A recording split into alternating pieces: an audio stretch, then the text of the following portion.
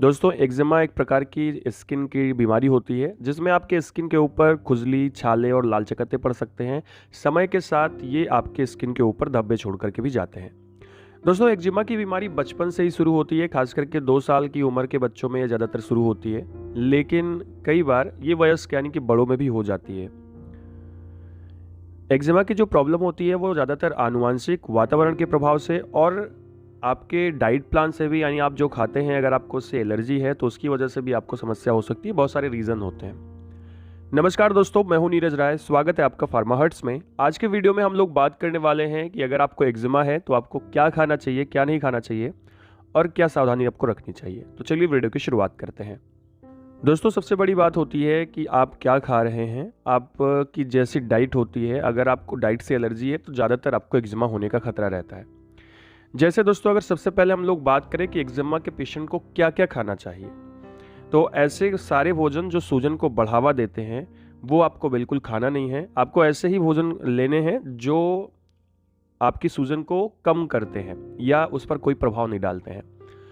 दोस्तों एक्चुअली क्या है कि जब हम लोग कोई खाना खाते हैं तो वो खाना अलग अलग लोगों में अलग अलग तरह से रिएक्ट करता है। जैसे मान लीजिए कि मुझे दूध से एलर्जी है और दूसरे व्यक्ति को दूध से एलर्जी नहीं है और दोनों को एक्जिमा की प्रॉब्लम हुई है, तो जिसको दूध से एलर्जी है उसको दूध नहीं लेना है, बाकी दूसरा दूध ले सकता है। यानी किसी भी प्रकार से ये भोजन जो है वो आपके एक्जिमा को नहीं बढ़ाते हैं, वो एक्जिमा के लक्षणों को बढ़ाते हैं आपके बॉडी के नेचर के हिसाब से। तो सबसे पहले दोस्तों अगर मैं बात करूं कि आप क्या क्या खा सकते हैं, तो ऐसे पेशेंट जिसको एक्जिमा की प्रॉब्लम है वो मछली खा सकते हैं।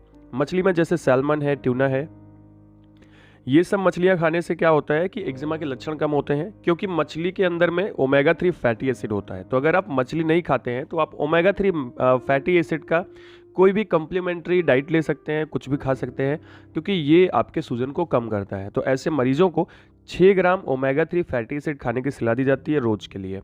तो आप अगर मछली नहीं खाते हैं तो आप ओमेगा 3 फैटी एसिड का कोई सप्लीमेंट ले सकते हैं, कोई दूसरा भोजन ले सकते हैं।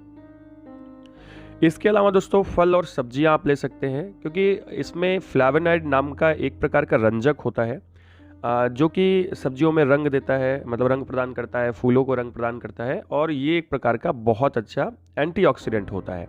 तो एक्जिमा के दौरान ये क्या करता है कि बॉडी में जो सूजन है, स्किन के ऊपर जो सूजन है, जो खुजलाहट है, उसको कम करने का ये काम करता है। जैसे आप सेब, ब्लूबेरी, चेरी, ब्रोकली और पालक ले सकते हैं, जिसमें आपको आसानी से ब्रोकली और पालक मिल जाएगी मार्केट में, तो आप इसको यूज़ कर सकते हैं। सेब भी मिल जाएगा तो आप इसे यूज़ कर सकते हैं। इसके अलावा दोस्तों प्रोबायोटिक भोजन आपको लेने चाहिए, प्रोबायोटिक खाद्य पदार्थ लेने चाहिए। प्रोबायोटिक खाद्य पदार्थ जैसे कि दही जो और प्राकृतिक रूप से बनाया हुआ अचार हो गया, पनीर हो गई, तो ये सब एक्जिमा के मरीजों के लिए लाभदायक होते हैं, बशर्ते आपको एलर्जी नहीं होनी चाहिए। दही में बहुत सारे बैक्टीरिया होते हैं जो आपकी इम्यूनिटी को मजबूत करते हैं, और जब आपकी इम्यूनिटी मजबूत होती है तो आसानी से आपको एक्जिमा से राहत मिलती है। अब दोस्तों हम लोग बात करते हैं कि ऐसे पेशेंट्स को खाना क्या नहीं चाहिए, क्या नहीं खाना चाहिए। जैसे एक्जिमा के पेशेंट हैं तो आपको पहले बात तो ना एलर्जी किस चीज़ से है उसको ध्यान देना चाहिए।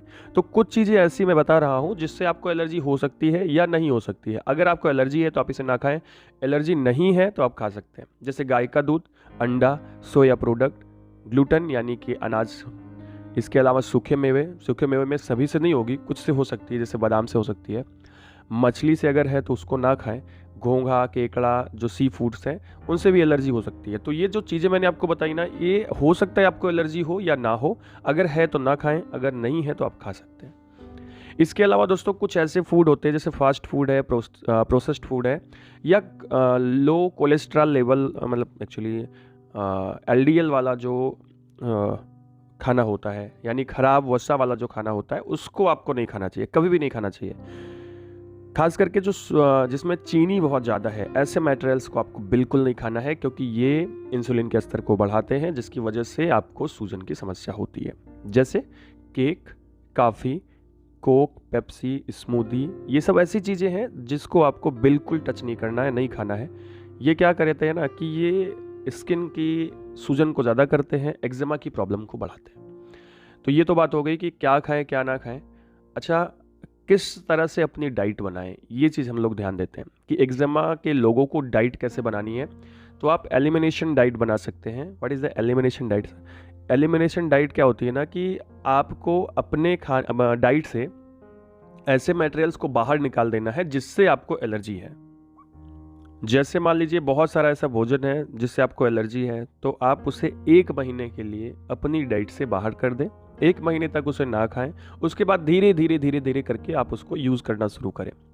जैसे दोस्तों बहुत सारे ऐसे लोग होते हैं जिनको अनाज, दूध, दूध से बने पदार्थ, अंडा, सोया, मछली या फिर बहुत सारे ऐसे सी फूड से क्या है ना कि उनको एलर्जी होती है, या फिर बादाम, अखरोट, पिस्ता, सूखे मेवे से एलर्जी होती है। तो आपको क्या करना है कि 1 महीने तक इसको अपनी डाइट से बाहर निकालना है। 1 महीने बाद फिर आप इसे थोड़ा थोड़ा यूज़ करें। अगर अभी भी आपको लगता है कि ये एलर्जी उत्पन्न करते हैं बॉडी में, तो आपको उसे नहीं यूज़ करना है फिर से, नहीं तो आप उसे बाद में यूज़ कर सकते हैं, डाइट में शामिल कर सकते हैं। इसके अलावा चीनी युक्त पदार्थ को और प्रोसेस्ड फूड को बिल्कुल यूज़ नहीं करना है। शराब, कैफ़ीन, इन सब को यूज़ नहीं करना है। कुछ सब्जियां जैसे मिर्च है, आलू है, टमाटर है, बैगन है, इन सब को नहीं खाना है। एलिमिनेशन डाइट में आपको इस तरह से डाइट बनानी है, सिंपल खाना खाना है। देखो ये लोग क्या करते हैं ना, ये पदार्थ आपकी बॉडी में हिस्टामिन की मात्रा को बढ़ाते हैं। हिस्टामिन एक ऐसा पदार्थ है जो आपकी बॉडी में आपकी इम्यूनिटी को उत्तेजित करता है, समझ लो, जिसकी वजह से स्वेलिंग बॉडी में आ सकती है अगर आपको एलर्जी होती है। तो इन सभी भोजन को आप बाहर रखें और 1 महीने तक, और उसके बाद आप इसे यूज़ कर सकते हैं, अपनी डाइट में शामिल कर सकते हैं। अगर फिर भी एलर्जी महसूस होती है तो आपको फिर से इसे यूज़ नहीं करना है। तो दोस्तों ये था आज का वीडियो जिसमें हम लोगों ने बात की एक्जिमा के अंदर में डाइट प्लान कैसा रखें। वीडियो आपको इन्फॉर्मेटिव लगा हो, अच्छा लगा हो तो चैनल को सब्सक्राइब करिएगा, वीडियो को लाइक करिएगा, दोस्तों के पास ज़रूर शेयर करिएगा। मिलते हैं नेक्स्ट वीडियो में। पूरा वीडियो देखने के लिए बहुत बहुत धन्यवाद।